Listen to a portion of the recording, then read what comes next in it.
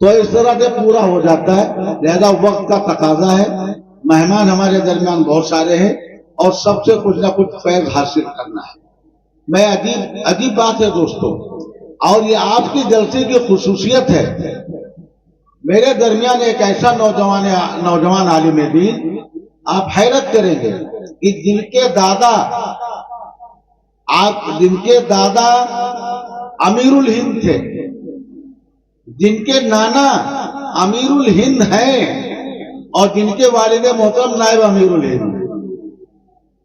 میری مراد مفتی ابو بکر صاحب. ایسے نوجوان مفتی صاحب بھی 2 منٹ نہیں دیکھیں، یہ نوجوان عالم دین اگر کچھ کہنے نہیں دے رہے، یہ چلے جائیں گے تب بتائیں گے ان کے بارے میں ہم آپ کو.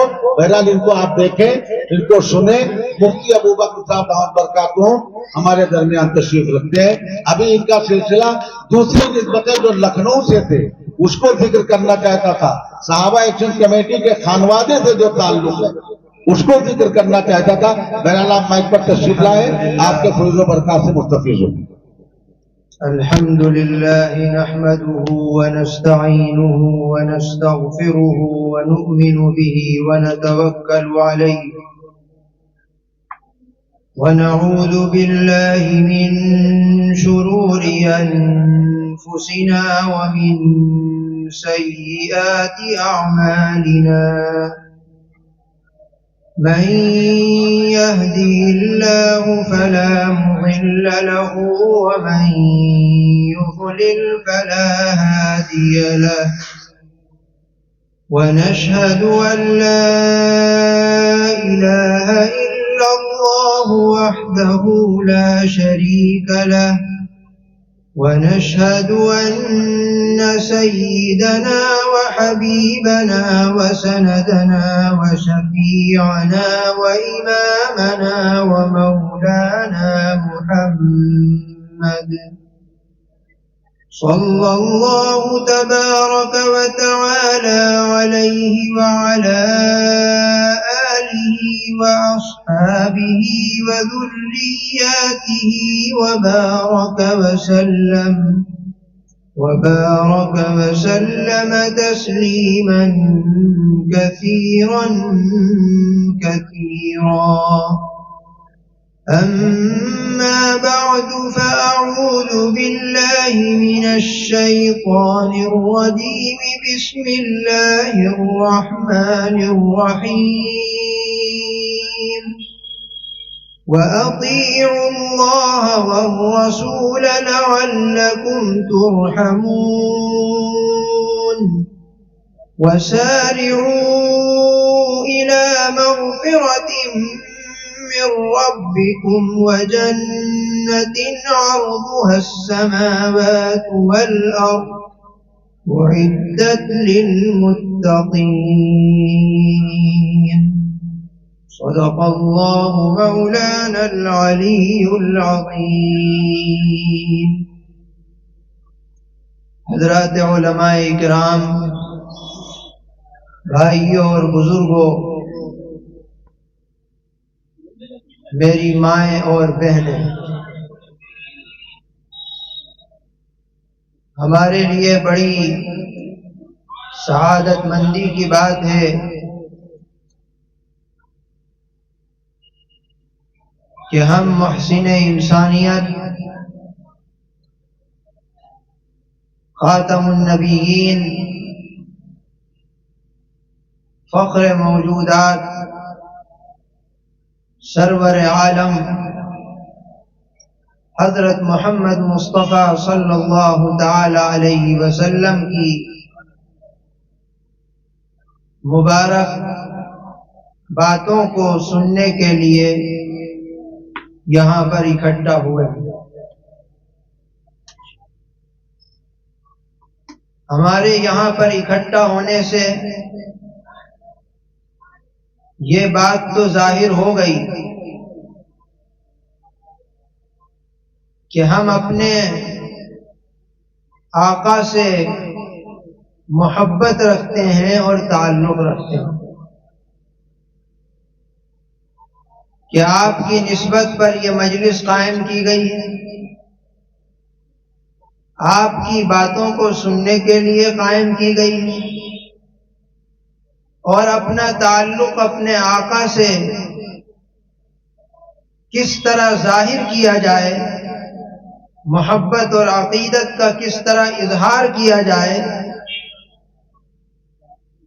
ساری دنیا والے ہمیں اس مجلس سے پہچان سکتے ہیں۔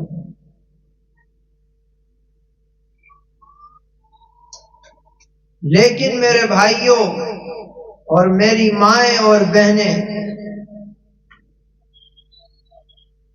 کیا اگر کسی سے تعلق کا اظہار کر دیا جائے، کسی سے محبت کا اظہار کر دیا جائے، تو کیا وہ ہماری محبت کو مان لے گا؟ کیا وہ ہماری عقیدت اور احترام کو قبول کر لے گا؟ وہ ہماری محبت کو اسی وقت مانے گا جب ہم اس کی مرضی کے مطابق محبت کا اظہار کریں۔ صرف ہم یہ نعرے لگاتے رہیں کہ ہم اپنے آقا کے لیے یہاں پر اکٹھا ہوئے ہیں اور ہم سب اپنے آقا کی امتی ہیں، ہم سب اپنے آقا سے محبت کا اظہار کرتے ہیں، یہاں تک کہ ہم یہ کہتے ہیں اور 100% کہتے ہیں کہ ہم اپنے آقا کی شان میں ادنا سی بھی گستاخی برداشت نہیں کر سکتے۔ اپنی جان کا نذرانہ تو پیش کر دیں گے، لیکن اپنے آقا کی شان میں کمی برداشت نہیں کریں گے۔ ہم لوگ اپنی زبان سے کہتے ہیں، لیکن میرے بھائیوں سوچنے کی بات یہ ہے کہ جس طرح ہم اپنی زبان سے اپنے آقا سے محبت کا اظہار کرتے ہیں، کیا ہماری زندگی اپنے آقا کی سنتوں سے، اپنے آقا کی اداؤں سے مزین ہے یا نہیں ہے؟ وہ محبت اسی وقت مانی جائے گی جب وہ ہمارے آقا کی مرضی کے مطابق ہو، اس کی زندگی ہمارے آقا کی بتائی ہوئی باتوں کے مطابق ہو، اس کی زندگی ہمارے آقا کی سنت کے مطابق ہو، اس کی زندگی ہمارے آقا کی صورت کے مطابق ہو، اس کی زندگی ہمارے آقا کی سیرت کے مطابق ہو، جبھی ہم محبت میں کامل کہلائیں گے اور جبھی ہم سچی پکی محبت کرنے والے کہلائیں گے۔ قرآن کریم کی جو آیت ہم نے پڑھی ہے، اس میں اللہ تعالیٰ نے یہی حکم دیا ہے کہ جس طرح تمہارے لیے میری اطاعت، میری فرمانبرداری ضروری ہے، اسی طرح میرے رسول کی بھی اطاعت اور فرمانبرداری ضروری ہے۔ کوئی یہ نہ سمجھے کہ ہم نے اللہ کو مان لیا، ہم نے اللہ کی بتائی ہوئی باتوں پر یقین کر لیا اور ہماری زندگی اپنے آقا کی سیرت اور صورت کے مطابق نہ ہو، ہماری زندگی اپنے آقا کی سنتوں کے مطابق نہ ہو، تو اس کا مطلب ہم اپنے آقا سے سچی پکی محبت کرنے والے نہیں ہیں، صرف زبانی جمع خرچ کرنے والے۔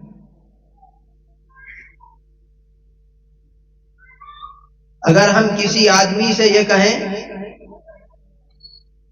کہ بھئی مجھے تم سے محبت ہے،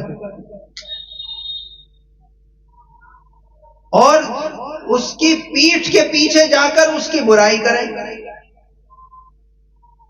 اور اس کو پتہ لگ جائے کہ یہ سامنے تو میری تعریف کرتا ہے، محبت کا اظہار کرتا ہے اور پیچھے جا کے میری برائی کرتا ہے، تو وہ آپ کی محبت کو مانے گا یا دھتکار دے گا؟ بتائیے بھائی، سب خاموش بیٹھے ہیں، سمجھ میں نہیں آ رہا؟ دھتکار دے گا کہ تم اپنی محبت اپنے پاس رکھو، ہمیں ضرورت نہیں ہے کہ تم ہمارے سامنے تو محبت کا اظہار کرتے ہو اور پیچھے جا کے برائی کرتے ہو۔ میرے بھائیوں، ذرا اپنے دل پر ہاتھ رکھ کے سوچئے کہ ہم اپنی زبانوں سے اپنی محبت کا اظہار اپنے آقا کے لیے تو کرتے ہیں، لیکن کیا ہماری زندگی ہمارے آقا کی سیرت، صورت اور کردار اور اخلاق ان کے مطابق ہے یا نہیں ہے؟ ہماری آنکھیں کتنی گناہوں میں مبتلا ہیں، ہماری زبان جو چاہے بول رہی ہے، ہمارے کان پتہ نہیں کیا کیا سن رہے ہیں اور کوئی احساس ہی نہیں ہے۔ محبت کا اظہار کر رہے ہیں لیکن نمازوں کو چھوڑ رہے ہیں۔ نمازوں کے چھوڑنے کا احساس نہیں رہا تو ہم کس چیز کی محبت کرتے ہیں اپنے آقا سے؟ ایک حدیث میں جناب رسول اللہ صلی اللہ تعالی علیہ وسلم نے ارشاد فرمایا کہ میری آنکھوں کی ٹھنڈک نماز ہے، جس نے نمازوں کی پابندی کر لی گویا کہ اس نے اپنے آقا کی آنکھوں کا سکون بن گیا، اپنے آقا کی آنکھوں کی ٹھنڈک بن گیا۔ اس کے برخلاف جو نمازوں کو چھوڑ رہے ہیں یا کبھی کبھی پڑھ رہے ہیں یا جمعہ پڑھ رہے ہیں یا 5 نمازوں میں 4 پڑھ رہے ہیں، فجر غائب ہے، بتائیے وہ اپنے آقا کی آنکھوں کی ٹھنڈک بن رہے ہیں یا اپنے آقا کی آنکھوں کو تکلیف میں مبتلا کر رہے ہیں، آنکھوں کا کانٹا بن رہا ہے؟ کیا جواب دیں گے اپنے آقا کو؟ کیا عذر بیان کریں گے؟ کیا یہی عذر ہوگا کہ ہم کام میں لگے ہوئے تھے، ہم سوتے رہ جاتے تھے، آنکھ نہیں کھلتی تھی؟ یہ عذر چل جائے گا کیا اللہ کی بارگاہ میں؟ میرے بھائیوں، اپنے آقا کی زندگی کو پڑھیے، اپنے آقا کی کتنی مشقت والی زندگی گزار کے گئے ہیں۔ اگر آپ چاہتے تو اپنے لیے خزانوں کے خزانے اکٹھا کروا لیتے، اللہ سے دعا کر کے پہاڑوں کو سونے کا بنوا دیتے،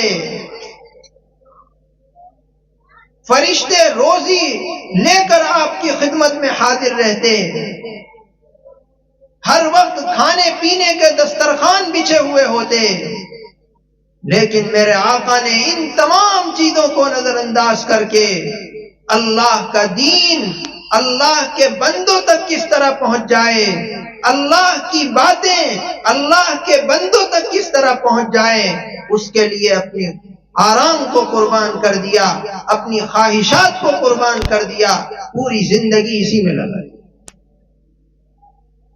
کیا ہماری زندگی اس طرح ہے یا نہیں ہے؟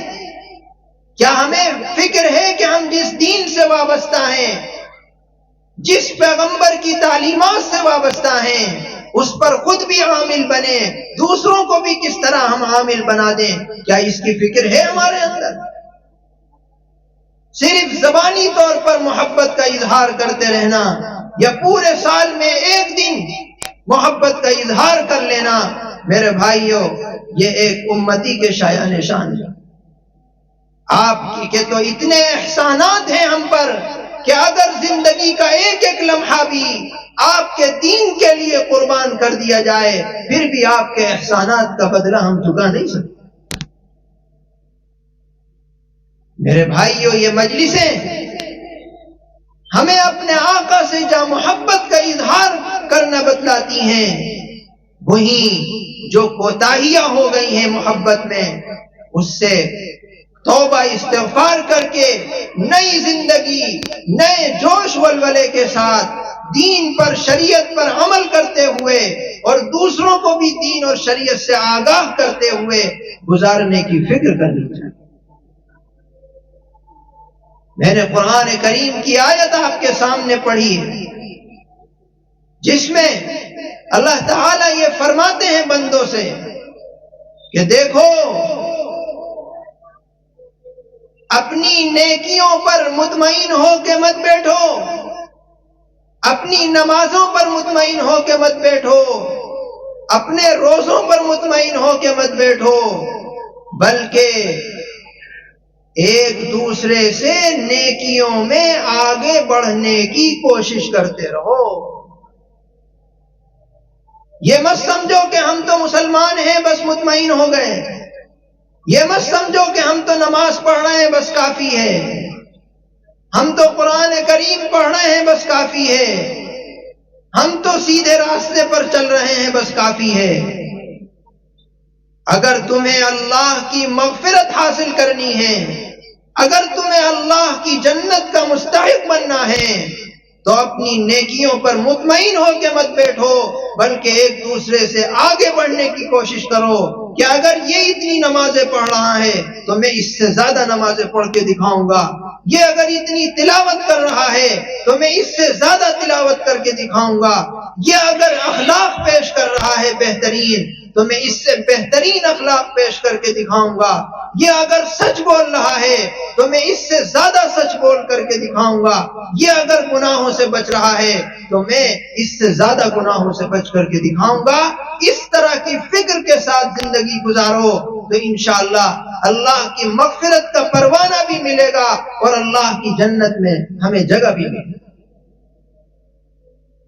کیا ہمیں اللہ کی مغفرت نہیں چاہیے؟ کیا ہمیں اللہ کی جنت میں نہیں جانا ہے؟ تو اس نسخے کو مضبوطی سے پکڑنا پڑے گا کہ اپنے اعمال پر مطمئن ہو کے نہیں بیٹھنا کہ ارے ہم تو کر ہی رہے ہیں بس مطمئن ہیں۔ میرے بھائیوں، جس طرح ہم دنیا کے کاموں میں دیکھتے ہیں کہ اگر کسی نے کوئی کاروبار شروع کر دیا، دکان شروع کر دی، تو دوسرا بھی وہی کام شروع کر دے گا کہ بھئی اس کی دکان چل رہی ہے تو ہماری بھی دکان چلے گی، کمپٹیشن ہو جاتا ہے۔ اس سے زیادہ کمپٹیشن ہمیں آخرت کے معاملے میں کرنا چاہیے کہ ہمارا آخرت میں سب سے اونچا درجہ کس طرح حاصل ہو جائے، ہم فلاں سے نیکیوں میں کس طرح آگے نکل جائیں، ہم کس طرح گناہوں سے بچ جائیں، اس کی فکر کے ساتھ زندگی گزارو تو انشاءاللہ مغفرت کا پروانہ بھی تمہیں مل جائے گا اور جنت کے بھی تم مستحق بن جاؤ۔ ایک حدیث میں جناب رسول اللہ صلی اللہ تعالی علیہ وسلم نے ارشاد فرمایا، بادروا بالاعمال سبعا، کہ 7 کاموں میں جلدی کر لو، کچھ نہیں پتا کب حالات بدل جائیں، دیر مت کرو، جو زندگی کا موقع مل رہا ہے اس میں ان 7 کام کو کرتے چلے جاؤ۔ پہلی بات فرمائی کہ ایسی مالداری کے آنے سے پہلے نیکی کو اکٹھا کر لو جو مالداری تمہیں سرکشی میں ڈال جائے، کیونکہ جب مال آتا ہے، دولت آتی ہے تو انسان خود بخود سرکش ہوتا چلا جاتا ہے اور فضول خرچ میں لگ جاتا ہے۔ جب تک مال نہیں ہوتا تو سنبھال کے خرچ کرے گا اور نماز روزہ بھی کرے گا، لیکن جیسے ہی مال و دولت کی فراوانی ہوتی ہے، دولت کی فراوانی ہوتی ہے تو انسان نیکیوں سے دور ہوتا چلا جاتا ہے اور پھر وہ بس اسی دھن میں لگ جاتا ہے کہ کس طرح میرے پاس مال آ جائے، چاہے وہ حلال طریقے سے آئے چاہے حرام طریقے سے۔ تو ایسی مالداری جو سرکشی میں مبتلا کر دے، ایسی مالداری کے آنے سے پہلے نیکیوں کو اکٹھا کر لو۔ دوسری بات پیغمبر علیہ الصلوۃ والسلام نے ارشاد فرمائی کہ ایسے فقر اور ایسی محتاجگی کے آنے سے پہلے نیکیاں اکٹھا کر لو جو تم کو توڑ کر رکھ دے، مایوس کر کے رکھ دے۔ خدا نہ خواستہ ایسی محتاجگی آ جائے، ایسی غریبی آ جائے جس سے انسان مایوس ہو جائے، حلال اور حرام کی تمیز ختم ہو جائے، تو ایسے فقر اور ایسی غریبی سے بھی پیغمبر علیہ الصلوۃ والسلام آگاہ کر رہے ہیں کہ ایسی غریبی کے آنے سے پہلے بھی نیکیاں اکٹھا کر لو اور اپنے لیے ذخیرہ آخرت اکٹھا کر لو۔ تیسری چیز آپ نے فرمائی او مرضا مفسدا، ایسی بیماری کے آنے سے پہلے نیکیاں اکٹھا کر لو جو تمہیں بالکل توڑ کر رکھ دے، محتاج بنا کے رکھ دے، کچھ نہیں پتا کب بیماری آ جائے۔ تو جو لمحہ مل رہا ہے زندگی کا اس کو غنیمت جانو، نیکیاں اکٹھا کر لو، زیادہ سے زیادہ سجدے کر لو، نوافل کا اہتمام کر لو، قرآن کریم کی تلاوت کے ذریعے اپنے ذخیرے کو بڑھا لو، ورنہ بیماری آئے گی تو پھر نہ آدمی اٹھنے کا رہے گا نہ بیٹھنے کا رہے گا، بستر سے لگ جائے گا۔ چوتھی بات آپ نے فرمائی کہ ایسے بڑھاپے کے آنے سے پہلے بھی نیکیاں اکٹھا کر لو جو تمہیں بالکل لاغر بنا دے، جو بالکل کمزور کر کے رکھ دے کہ آدمی اگر کھڑا ہونا بھی چاہے تو 10 مرتبہ سوچنا پڑے کہ میں کس طرح کھڑے ہو کے نماز پڑھوں۔ تو جو زندگی کا موقع مل رہا ہے، جو اللہ نے صحت مندی کا زمانہ دے رکھا ہے، اس کو غنیمت جانو، بیماری سے آنے سے پہلے اور بڑھاپے کے آنے سے پہلے، ورنہ آدمی سوچتے ہوئے بھی نیکیوں کو اکٹھا نہیں کر سکتا، انجام نہیں دے سکتا، بڑھاپا ہوتا ہے۔ اور فرمایا پیغمبر علیہ الصلوۃ والسلام نے کہ ایسی موت کے آنے سے پہلے بھی تیاری کر لو، نیکیاں اکٹھا کر لو جو بالکل کام تمام کر دے، کیونکہ جس کی موت آ گئی تو اب تو کچھ کر ہی نہیں سکتا، اعمال کا رجسٹری بند ہو گیا، اب تو سوچ کے بھی کچھ نہیں کر سکتا، نہ کسی دوسرے سے کرا سکتا۔ تو پیغمبر علیہ الصلوۃ والسلام قیمتی نصیحت فرماتے ہیں کہ دیکھو زندگی کا جو لمحہ مل رہا ہے اس کو غنیمت جان لو، صحت مندی کے زمانے کو نیکیوں میں لگا لو گناہوں سے بچا کر، بڑھاپے کے آنے سے پہلے جوانی کی قدر کر لو اور زیادہ سے زیادہ نیکیاں اپنے جھولی میں بھر لو۔ پھر فرمایا آپ نے چھٹی بات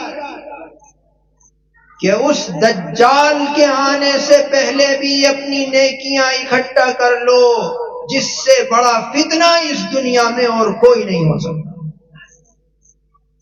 قیامت کی قریبی علامتوں میں سے جناب رسول اللہ صلی اللہ تعالی علیہ وسلم نے فرمایا کہ دجال آئے گا اور اس سے بڑا فتنہ دنیا میں اور کوئی نہیں ہو سکتا۔ اس کو اللہ تعالی ایسی طاقت دے دیں گے کہ وہ مردوں کو بھی زندہ کر دے گا، آسمان کی طرف اشارہ کرے گا، آسمان بارش برسا دے گا، زمینوں کو حکم کرے گا، زمین کی کھیتیاں بالکل تیار 1 سیکنڈ میں۔ پیغمبر علیہ الصلوۃ والسلام دجال کے فتنے سے آگاہ کرتے ہوئے ایک ایک امتی کو بتلاتے ہیں کہ دیکھو اگر اس طرح کا کوئی آدمی آئے جو مردے کو بھی زندہ کر دے پھر بھی تم اس پر ایمان نہ لانا، کیونکہ اس سے بڑا جھوٹا، اس سے بڑا مکار کوئی نہیں۔ اگر کوئی بارش بھی برسا دے اس کی بات پہ ایمان نہ لانا، اگر کوئی زمین کی کھیتیاں بھی کھڑی کر دے اس کی بات پہ ہرگز ایمان نہیں لانا، کیونکہ وہ جھوٹا اور مکار ہو۔